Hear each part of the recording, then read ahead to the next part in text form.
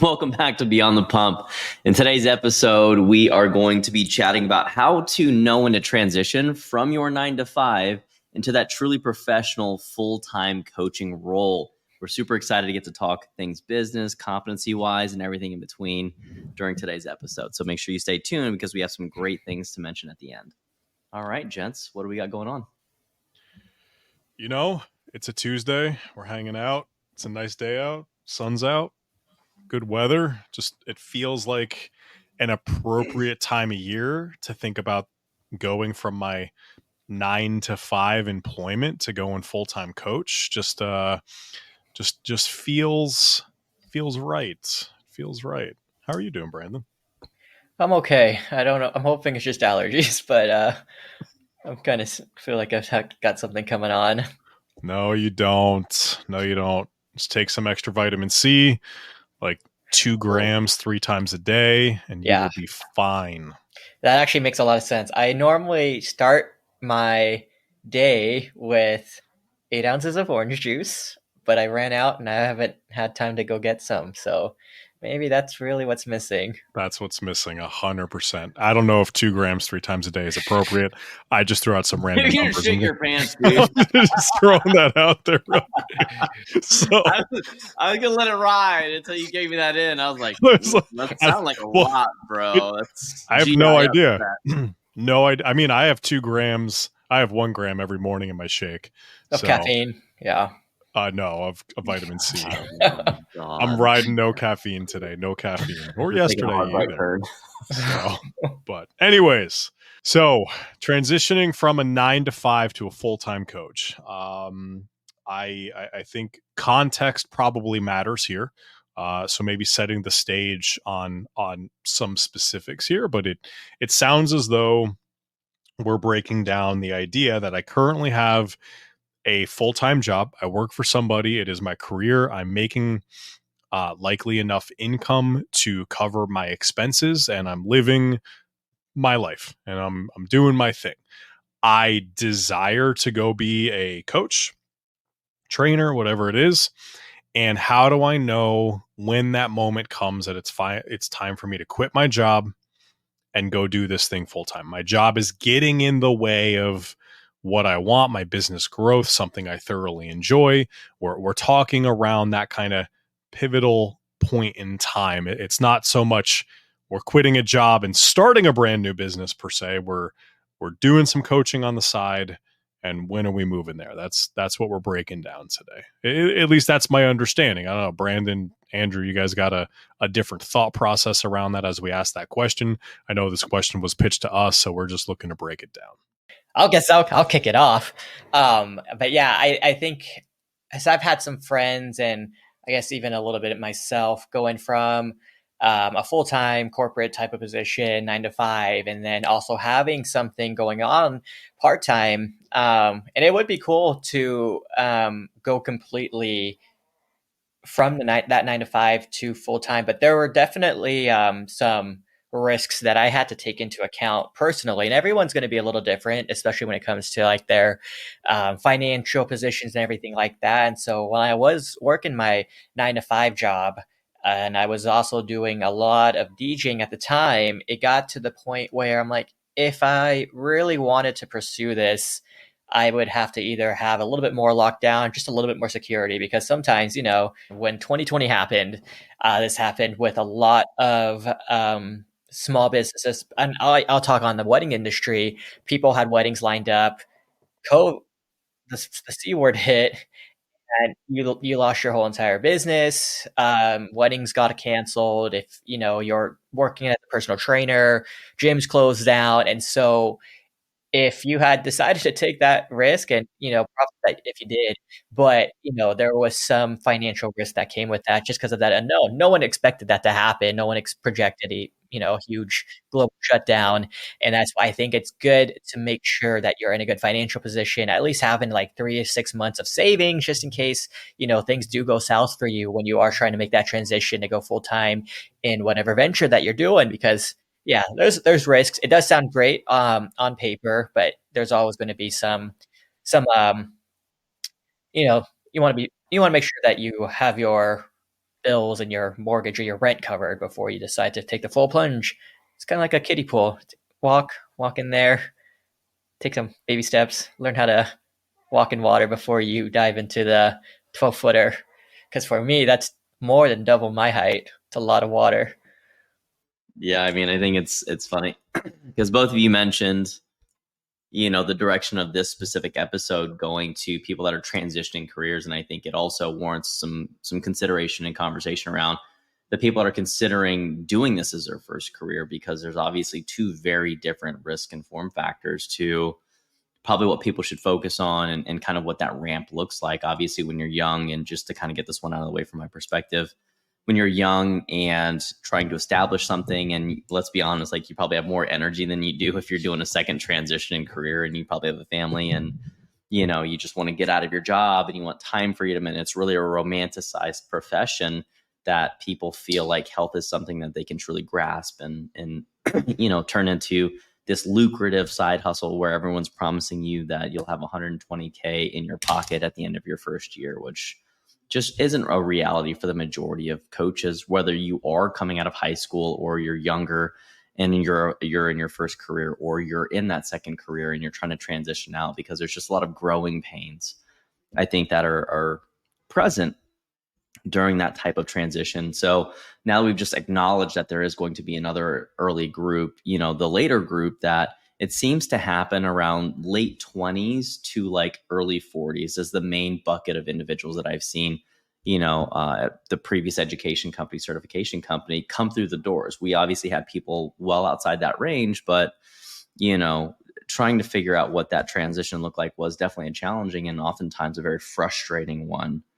So just to kind of paint the picture of who we're probably chatting about, whether you fit that bill or not, there are definitely going to be a lot of great talking points and tactical pieces as we navigate this particular conversation today. So, Steve, I'd like to throw it over to you for a second, because obviously you've had some transitions in your own career. Transitioning into the coaching industry, it's probably no different for the majority of it. So what are your thoughts?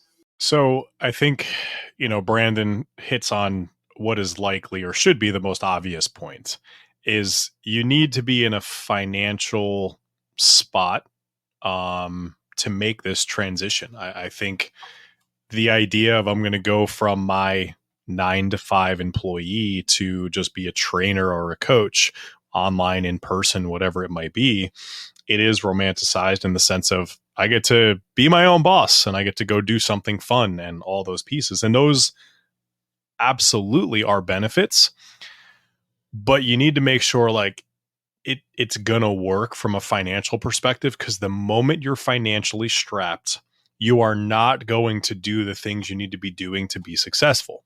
And what I mean by that is you're going to be more worried about selling somebody coaching to pay your bills than you are about solving their problem for them. And that's going to come through, and you're not going to ultimately perform, right? So from a financial perspective, the 3 to 6 month number is just something commonly thrown out there. 100%. Like I think that at minimum, in a good world, you're going to have 3 months worth of expenses just kind of stocked up where you won't lose the roof over your head. Maybe you have to cut back on some of your fun. Maybe you're going to have to eat some cans of tuna. Maybe things are going to get tight, but you're not going to be in the spot where like shit just sucks, right? So number one, make sure that's covered. Now, number two, and arguably the more important thing than number one, is when you do this as a side hustle, it's literally just fun. It's literally just fun. And then, oh, by the way, you get to make some money doing it. You might rely on that money at some point in time, but you're out there and you're hoping to train and coach for, I don't know, 4 hours a day before or after work. Like you might be putting in 15 to 20 hours a week. You're likely not doing more than 20 hours a week. Otherwise you're sacrificing like your own health and all those things. So, but we're doing this and we're doing it in a positive way, half-assed, and things are working. If you go in and whole ass this thing, are you going to be able to have the same success? And what I mean by that is when you go to the gym or when you show up online or you do whatever it is you're doing to acquire clients, when you show up 2 to 3 times more, you're going to burn through your list of people faster. You're going to burn through your audience faster. If you go after your 9 to 5 and go to the gym from 6 to 9 p.m. at night every single day, well, hey, from 6 to 9, you see that audience. Eventually, that audience kind of gets burnt out. And if you're going to go from 12 to 9, I can guarantee you from 12 to 5, there's a lot less people there. But also very quickly, you're going to burn that audience out as well. So how quickly is the gym bringing in new clients? Or how quickly are you getting new followers or listeners on social media, on your podcast, on whatever it is? Those things start to matter. So my thing would be, before you leave the 9 to 5, get on the struggle bus for 60 days and see if you can put 50% more hours in and increase your business by 50%. And if you can do that on the front end, sales, marketing side of things, cool. Checkbox number 1. Checkbox number 2. With you being tired, with you putting more energy into marketing and sales, can you deliver the outcomes to your clients that keep them retained with your business so they buy the second time that you offer them to buy something, and get referrals out of them, which means ultimately they love you so much and the results you're giving them that all of a sudden it makes sense for them to refer a friend to you. And if you can do that, if you can hop on a struggle bus in 60 days, grow your business by 50% and get results and get people to buy the second thing and get referrals, now all of a sudden I would say, hey, if you're going to go and double the amount of time that you're in the gym, online, wherever it is, doing this thing, it's likely or highly likely that you're going to go down this road of actually getting something out of it and being able to replace your income relatively quickly. So get on that struggle bus for 60 days while you still have your 9 to 5, prove it out. If those things aren't working, I would question, should I give up my main source of income? Now, there's the third piece to this, and then I'll shut up, is if you go down that road and you do the things and you grow by like 45%, not 50%, and this and that, whatever. Okay, there's probably an argument to be made that, hey, you don't have more time, you're tired, you're all the things, and you can't get it there. Makes sense. But if you can only grow it by like 5%, don't tell me you don't have enough time and then think that getting rid of your job is going to make the thing work. If your business is not sound right now and you can't grow it on demand right now, you're not going to be able to get it to where it needs to replace the income that you desire. So that would be my big kind of echoing off your step 1 there, Brandon, which I think is a solid step 1. Of step 2 is, are you in control and can you grow the thing? Is it going to replace the income that you're getting rid of? So that's kind of my next piece to add. Yes, as much as I dislike certain influencers that exist in the space, I believe there's someone that said, and rightfully so, that, and I think there's a lot of truth to this, that you should use your free time to build the dream life that you want, whether that's, I mean, and I think that someone else said, show me how someone spends their leisure time and he'll tell you what kind of future they're likely to have. And this is where, we do run into this time constraint, and that is a very real thing in certain situations, but oftentimes it's because people don't want to give up what they're currently doing to make space for something that they perceive is going to be beneficial for them. So they'd rather be right about their circumstances and situation instead of get out there and start to shift things that might make it a little more uncomfortable. And, I think that you say a lot of great things, in your points there, Steve. And I think that the underarching theme is that you have to take action. And, they say that when you talk about things, you get a hit of dopamine. Well, that hit of dopamine is enough for people that are talkers to delay actually taking action. So this is kind of one of the funny things where you talk about creating an accountability network and talking to people that are in your social circles to support you making that transition. If people historically are fire starters is what I call them, they don't really get it across the finish line. Those people probably should be a little more conservative with what they talk about initially until they get it up and running, versus the people that are a little more reserved and don't want people to know, then those are the people that should share. But I think that, the 60-day sprint thing, I'm a big fan of, because that's where you definitely use that free time. And, and it's not unrealistic to say 10 hours a week is unrealistic. You consider part-time work as 20 hours. The average coach should be able to coach 25 to 35 clients in a high quality setting. So you're telling me that whatever time we're not coaching, we can't spend going out there and prospecting or figuring out, and I think we're going to talk about this in a different episode, but how to actually find the people that are going to be a good fit for our services. And, if you're a little bit lost and you are one of those people that are initially trying to consider, we do have other previous episodes that you're going to want to reference around building a business and what we would do if we were to talk about starting it all over again. But I think one of the most important things for people to consider as they're transitioning is this thing called the student dumb brain. And that's a term that I just coined. So, but it's basically where people think that I don't know what I'm doing, so I'm going to act and do things willfully ignorant or dumb. And when I say that, it's they put their student hat on instead of their thinking hat on or their teacher hat on or whatever hat that's outside of one, that's using inexperience as an excuse for inaction. And so when I say the stress brain, what I'm referencing is break things down into 1 to 3 skills. This is where a lot of new coaches or people that are transitioning into coaching in general really mistake that. They forget about the fitness components, meaning they don't know how to do assessments. They don't know how to write programs. They don't know how to consult the client. They don't know how to monitor progress. They don't know how to set up the right KPIs, and they don't know how to have these consultations on a recurring fashion with their clients. Then they don't know how to motivate clients from a psychological perspective. They don't know how to build meaningful relationships. And all of these are like larger chunkings of skills that take some time to develop. Now imagine coming into a brand new skill set, and let's say you're stepping into a job you've never performed before, and you have all these things that get dumped in your lap, and they're like, hey, good luck. And by the way, if no one talks to you, like that's just the way it goes. And you're like, okay, I guess I'll just scream into the void here. But I think that that's where a lot of people, when they make that transition, is they don't have the necessary skills to actually deliver the service or the quality of service that would beget them the attention that they think they deserve because they're so passionate about something that is new. And I think that, interest is something that we have to earn.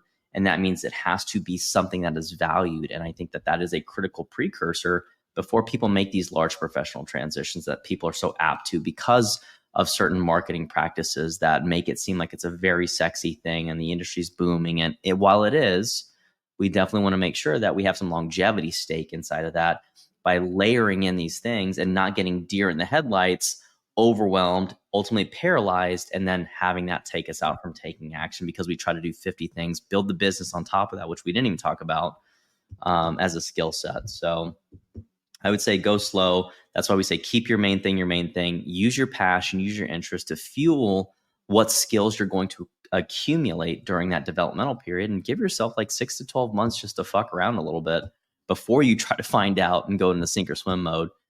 Because it will take you probably close to, I've seen people build a meaningful business in a brick and mortar facility where they didn't have to worry about lead generation in like 6 to 12 months.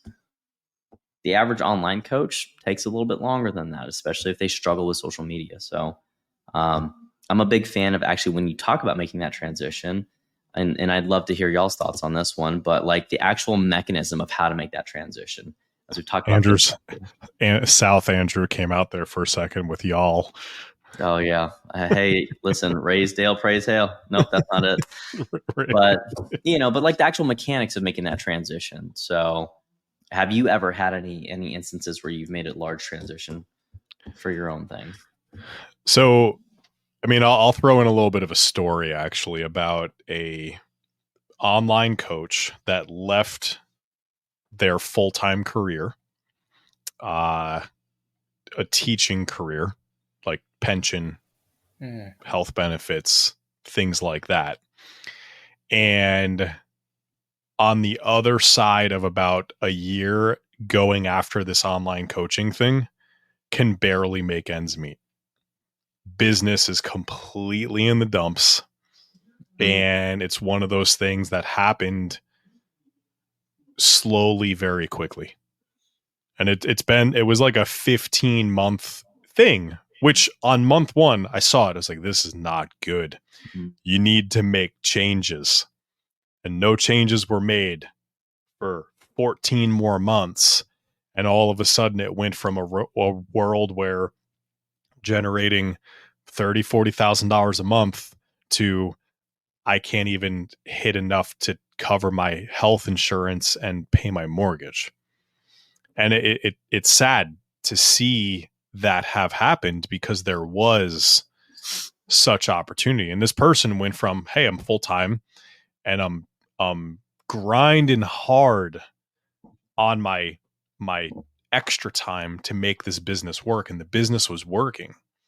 And then all of a sudden, when the business had to work and proper systems for what they wanted were not in place, and this person had already hit that scale button. They had a team, they had employees, they had other people doing things, and they were not prepared from a leadership, team leader, scaled business perspective with the skill sets that were needed.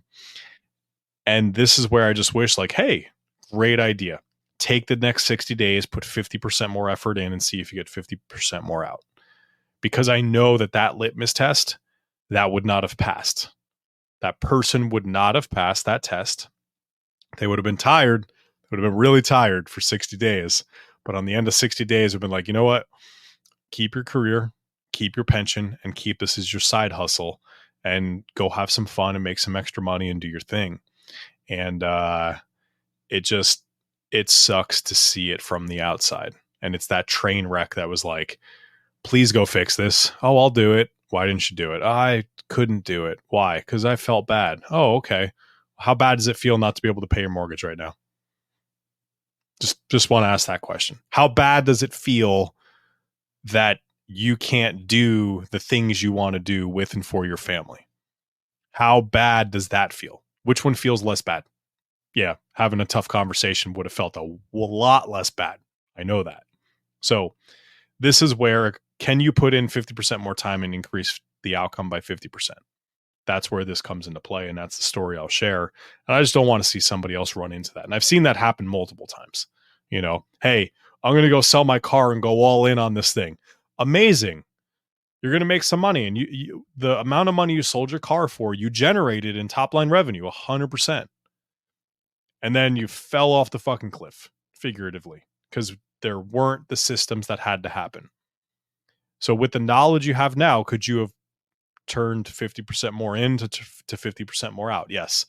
Now I think maybe it might be a good time to go really scrounge and get some of those extra dollars to figure out what you got to do. Mm-hmm.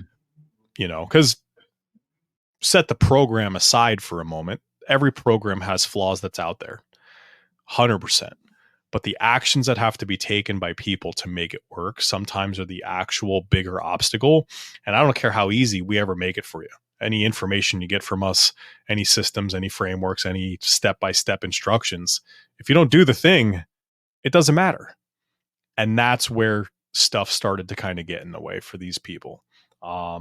And both of those situations, very different situations and very different programs and very different spots in life that they were transitioning from. But nonetheless, it was still, I wish you just took the 50% approach and see if that worked for you. But Andrew, to your question, in terms of any big transition in something, oh yeah. How to? Lots of transitions, lots of big transitions. You know, I think early on it was that ignorance for me. Like, yeah, I'm just going to go do this thing, but I also had a lot less responsibility. I didn't have a child during my first ones that I have to make sure is taken care of. I didn't own a house that I had to make sure was paid for. I wasn't married. I didn't have all these things that are relevant there. So I had the luxury of, to truly survive, I have a phone and a car bill. So I'm willing to take the jump and see what happens. As life has progressed, it's become more of that calculated risk of what is the thing and where is bare minimum? What does break even look like for it to make sense for me to do this thing? And let's call a spade a spade. We all fight working for somebody 40 hours a week so we can go work for ourselves 80 hours a week, right? I think that's the fun saying we see. You got to love what you're doing as well. And there's phases in life that come along with it. So the actual how-to, financial independence in the sense of, can I survive the storm of what this is going to look like over the next period of time that I think it'll take to get there? Do I know I have the ability to create the outcomes that I want to create? And what's important for me during this transition. At this point in life, I want to work with people and own businesses with people that I love spending my time with. 15 years ago is I just need the fastest way to go get some more money because I got to go out and party on Friday night and pay for my car. So things change, and make sure you have those priorities kind of really spelled out for yourself. Yeah. And I think to piggyback off that too, right? And you're kind of touching on it. It is a big mindset shift because, yeah, when you do work your 9 to 5, you don't necessarily need that discipline. You go in, you clock in. Okay, this is what I'm doing. I'm being told to do from 9 to 5. Once 5 hits, I'm done. I can either relax, work on my thing, go to happy hour, whatever it may be. When you don't have that external guidance for you to tell you what to do, it really that's a skill set in itself. It's just time management and that self-discipline. Because now it's like, all right, well, what time am I going to wake up today? Okay, well, what am I going to do during this day? Normally I was doing this when I was working.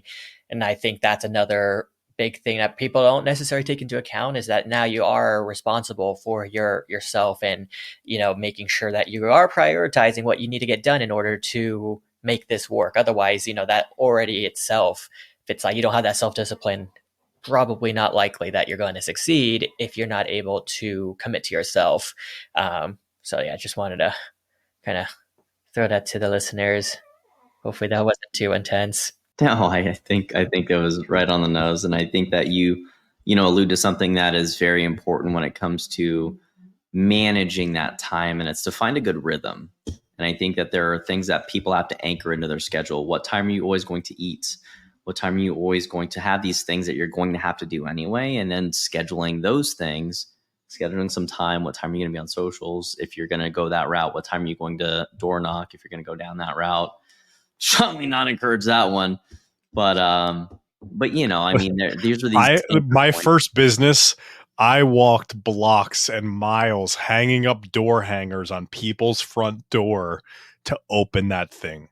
So is it, what I actually will say, it is a great way to generate leads and interest when you're doing something on more of an in-person situation. Because it did work very well. But I remember, dude, in some of these towns, it's like a half a mile from door to door. And I'm like, man, they got money, but it's a long walk door to door. So the doors per hour got really, really low at certain points.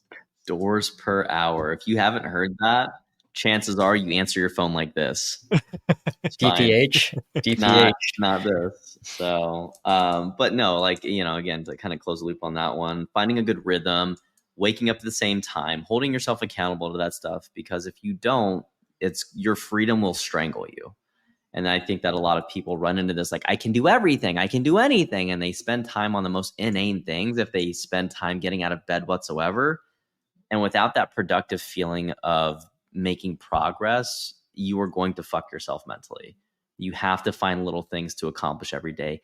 And I usually say no more than 2 to 3 things, oddly enough. You do that, you're going to be in it for the long run. You try to do 50 fucking things in one day, you're going to get crushed.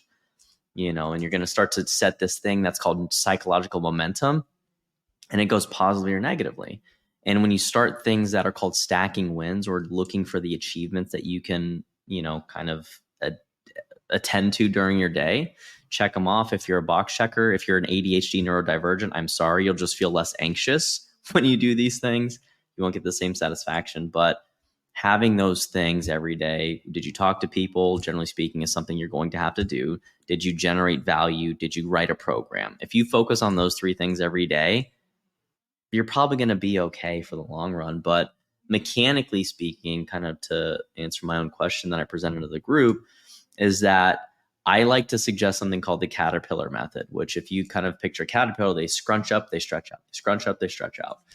And so part of that is you got to get proof of concept. So you got to start coaching, whether it's for free, whether it's for fees. That's going to be on you. That's a different episode that we do mention something along those lines.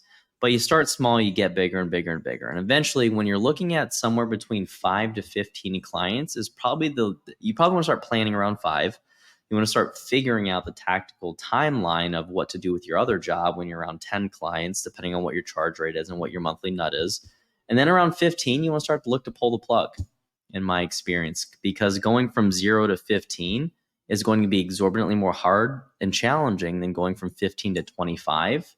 It's a weird thing once you go above 25, then that's kind of depending upon what your engine looks like for growth.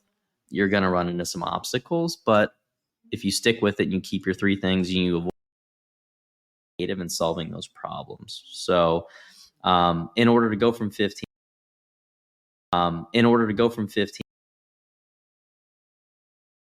capacity, start a wait list, tell people you're going to that didn't exist yet. They would actually, I think, collect payments on it, and they would see what people would order. And when people would buy enough of it, they'd be like, okay, cool, this is a great product. We're actually going to build this one. I'm like, that's fucking crazy because it doesn't exist yet. It seems really unethical. However, if you're also just like, at some point, you're going to lose a client, the pre-sell list eventually turns into your waiting list. You just feed back into your 10 clients. And most people can handle 10 clients pretty easily, right? So mechanically, Caterpillar method, add 2 at a time, add 1 at a time. 12 months later, you got a full roster. Again, hence the 12 months. And then pre-sell after that. Great time of year to do that is coming up, is going to be in January, is probably actually going to be closer to the beginning of November, starting creating some problem awareness that you can then offer a solution and makes a logical purchase decision. So mechanically, that's how I would, if I were going to transition out of a regular 9 to 5 into a coaching thing full time and I didn't love teaching so much, probably how I go about it. Boys, how would you guys go about it? Digital product. Step 1 for me would be going out and, assuming I'm starting from scratch, I want to get out of my 9 to 5. I like this whole gym, fitness, coaching, nutrition thing. I would go out and find 2 or 3 people, coach them for free for 2 months. And I would really drive high compliance. If they weren't doing the thing that they were supposed to be doing, I'd get them the hell out and I'd get one more new person in there. And it's like, hey, you either listen and do the thing or you're out for those first 2 or 3 people, and try to drive just some good results. So I get testimonials, I could put things out there. Soon as I achieved more than one good result and more than one testimonial with these people, I would then ask them for a referral of somebody. And I would then look to basically say, hey, at 60 days, this is obviously done. Are you interested in continuing? My normal rate is going to be whatever, but because you started with me early on, I will 100% give you like half off. Make it really stupid, cheap, no brainer for them to just continue. Starts to get me selling some things, and potentially the brand new leads that I get from the referrals would be just easy closes, build my selling confidence. Now, let's say I got 3 people through that. Let's hope one of them ended up renewing, and I ended up getting one person that was a referral that signed up. So I actually have 2 people on my roster now. I would then go out and try to grow to probably that 10 range, selling at a 20 to 30% below what I'm hoping to collect on a monthly value. So for every $100, shave off $25 ish. And grow to 10. Once I get to 10, I then start layering in people at the price that I actually wanted to charge and going from there. Marketing is going to be really heavy on my referrals. How do I get that? How do I get that after I get some people some wins? And then from there, just going to create some great connections, build those relationships and have those conversations and grow it, whether it's going to be on social media or in person. But those would be my steps that I'm doing. Yeah, and I think really having some sort of social proof is really going to be the, way in order to get sales. Because if you're listening to this, you've probably seen this as well. A social media post, I'll help you lose X amount of weight in 30 days. And I'm like, well, who are you? There's nothing on your page. It's just you working out or, you claiming to say you helped people, but it's, I don't see anything. How am I supposed to know that you can help me? And so, yeah, really going out, charging. I don't know if I would go free completely right off the bat. And I guess though that also depends. You have to like my way, Brandon, or else. And I mean, WTF. There's only one way to be successful, damn it. Yeah, okay. And for me though, and it's also more so for the client itself, when they have a little bit more invested, I mean, it doesn't have to be anything crazy, like 50 to $100. They have a little bit more skin in the game, and that'll allow for a little bit better compliance from what I've experienced. And so pretty much besides that aspect of going out and finding them for free, find someone that needs help, see if you're able to, see if you're a good match too. Because if they're like, hey, I got Crohn's disease and I'm diabetic and I'm about to get my leg amputated, and you're like, I can help you do that. Like, I don't know. Maybe find someone a little easier so that you can help them out with, because otherwise now you're going to get referrals or reviews, but not the best reviews. So, stay in your, what you feel comfortable doing. But yeah, really would go the same route as Steve though. Find clients that are super compliant, that you're able to help, and that you may, try out different types of people you wouldn't necessarily work with. I remember when I started off doing this method, I wanted to work with athletes and people that went to the gym, and that was kind of like, okay, well, I like doing that, and I played sports and I really like this. And then I worked with some athletes and I was like, ooh, really high maintenance people. I don't know. And then I was like, oh, I would like to work with bodybuilders. And I was like, oh, actually, maybe not. Very, there's a personality type there. And I was like, not necessarily what I thought. And so, it all allows you to also kind of see what you like to do and what you don't like to do. If you're like, oh, I actually like really working with single dads, who would have thunk? Okay, cool. Maybe that's the direction to go. And, trial and error, you'll know what you like by the time hopefully you're at like your 5th or 10th client. And yeah, referrals though, I'm all about referrals. I really think that is the best way to, get clients. Personally, I'm biased, but social medias, sprinkle that in there here and there. I also personally don't know how to use ads on Facebook or Instagram. So that's also why I'm biased towards referrals. Like, yeah, I'll give you a discount. Just refer me. But yeah, pretty much on the same lane as Steve, besides charging free at the start. Me personally. I'm down with it. Different strokes. There's more than one way. There is always more than one way. Yeah, I mean, some are just wrong, but that's okay.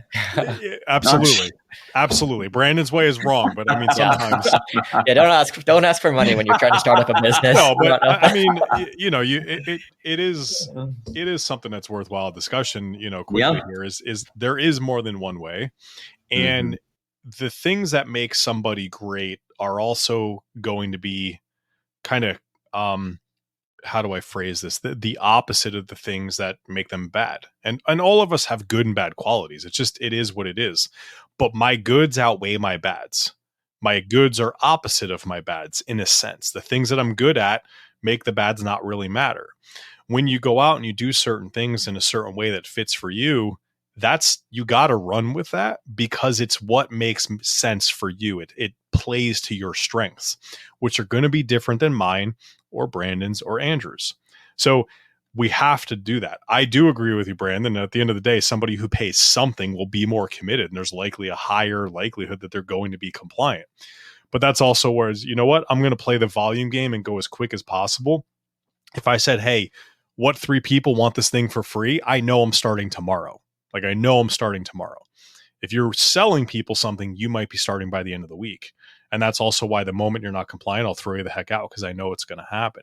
Again, not wrong or right. I'm just going to play it differently. Me and you, Brandon, I'm likely the person that's willing to have a hard conversation way sooner in any relationship than what are you. What are you saying, Steve? There's a lot of stuff I'm saying.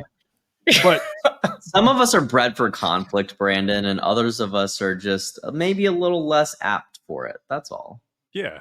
I avoid conflict at all costs.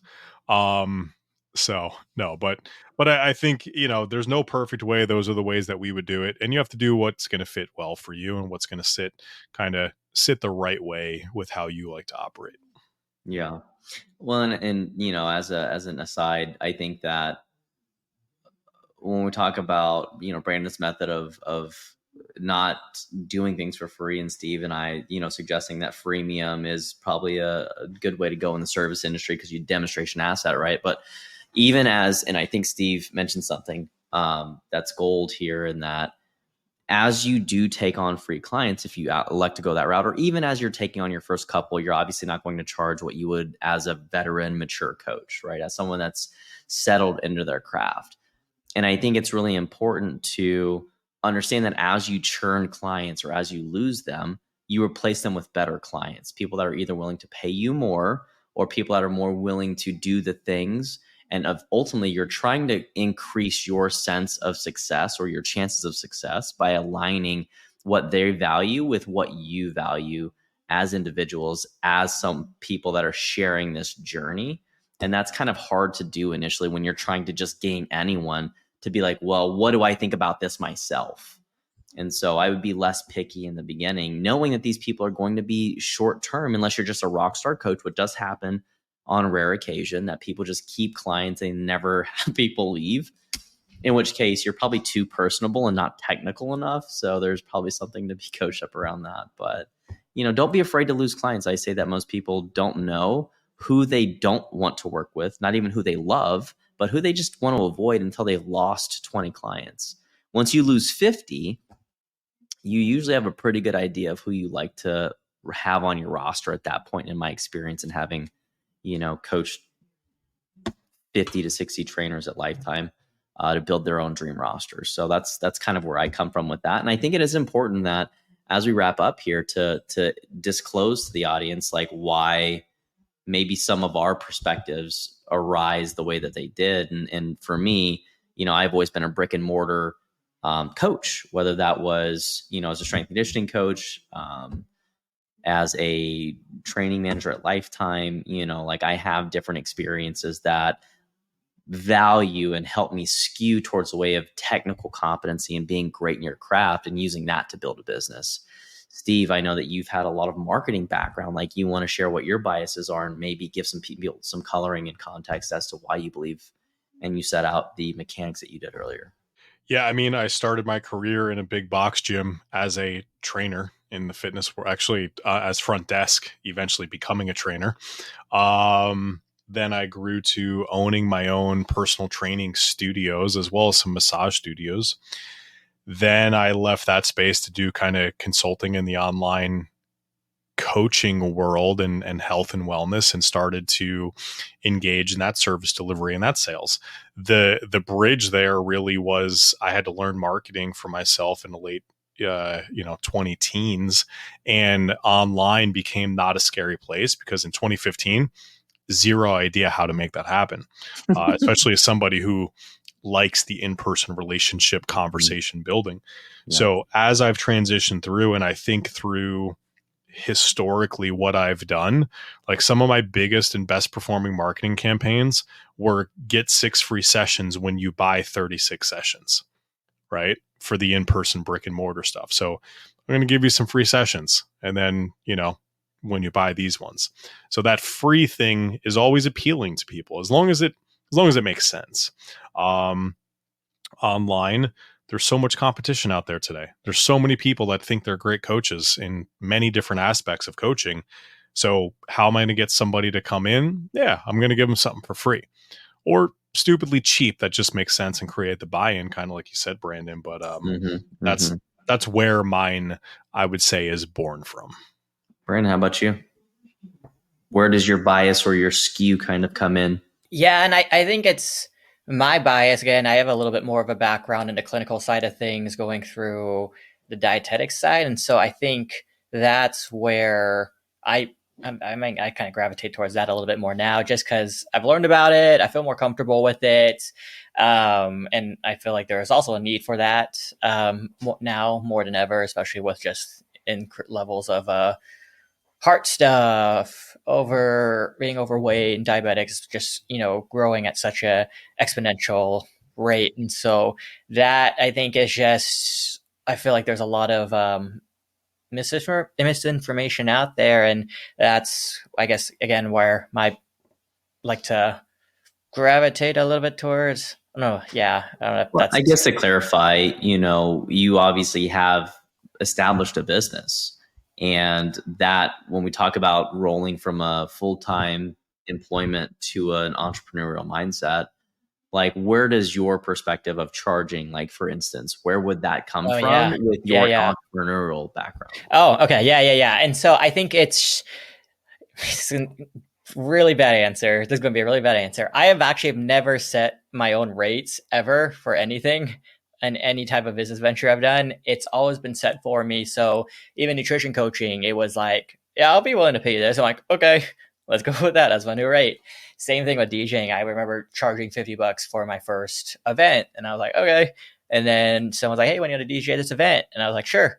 And they're like, this is our budget. And I was like, okay, I guess that's how much I'm getting paid. And that's just kind of, I've never been like, yeah, I think it's time to raise it. It's just, this is the highest bidder. Now they set the new rate. And so that's where I'm like, all right, well, I guess this sets the standard now. And again, that's where I came off with even the nutrition coaching. Because when people reach out, there's never been a conversation where it's like, how can we get, and again, people come to me. I rarely have ever talked to anyone. I guess I've done some cold DMs before, but that was more for just like a nonprofit type stuff, and essentially I guess it would be my advertising because I'm getting my name out there. But yeah, and that's with my nutrition coaching. People have always come to me, and so they're like, "I'll pay you this." I'm like, "Okay." So here we go. So that's from at least a pricing bias. It's, I guess, a good problem to have ran into. I'm still trying to figure out how much to charge. And I'm like, I don't know. It's kind okay, Brandon. We got you. We won't tell you to do it for free either because there's a proof of concept, buddy. But, and I think that just so everyone can wrap their brain around picking out the concise things of like, I start brick and mortar, built-in audience. Steve had his own facilities that he had to find an audience for, which is why he skews towards the marketing and sales side. And Brandon has just caterpillared his beautiful way up into increasing his rates. And that's exactly, kind of a prime example of what it looks like to have a business that slowly grows unsuspectingly until one day, he's flying across the country to go and, do these amazing events. And, universities are hiring him everywhere. So I think that's a pretty good transitional episode here for people that are looking to transition. You guys got any closing remarks as we wrap up? Pick the plan, pick the lane, and go execute the thing. There is no right or wrong way. If you can't put in more effort and get out an increased similar amount of outcome, so 50% more work, 50% more income, I guess I should say, I don't think the time is right. And don't increase by 5% and say that's enough. Test the limits, get a little tired, and make sure it works. Otherwise, it might not be time yet. That's what I hope you really take away from the things that I've shared today, because I don't want to see you stuck in a bad position. Brandon? Fail to plan to fail. Ooh. Boom. I love it. Yeah, for me, it's just get started, pay attention, and ask for help. And if you don't know where to ask for help, we have all types of stuff going on here at Beyond the Pump. I'm sure that if you reach out to one of us, we can hook you up with the nearest, dearest training relevant to whatever it is that you're looking for, because we do weekly educational events. So if you ever want to hop in on those, please reach out. You're only stuck if you don't ask for help. And if you don't know how to navigate this conversation in general, and you want to learn some more stuff, we even have a continuing education platform that has these little things that you can go in there and consume on your own pace. So with all that to say, make sure you do what, guys? Subscribe, rate, review, and share. And share. Thumbs up button. Thumbs up button. Thumbs up. Only if you liked it. Thumbs up if you liked it. Thumbs up if you liked it, FTC. You hear that? We're not soliciting. But again, thank you so much for being here. Until next time, share this with your loved ones and the people you think would benefit. We greatly appreciate it. Thank you so much for being here. We'll see you later.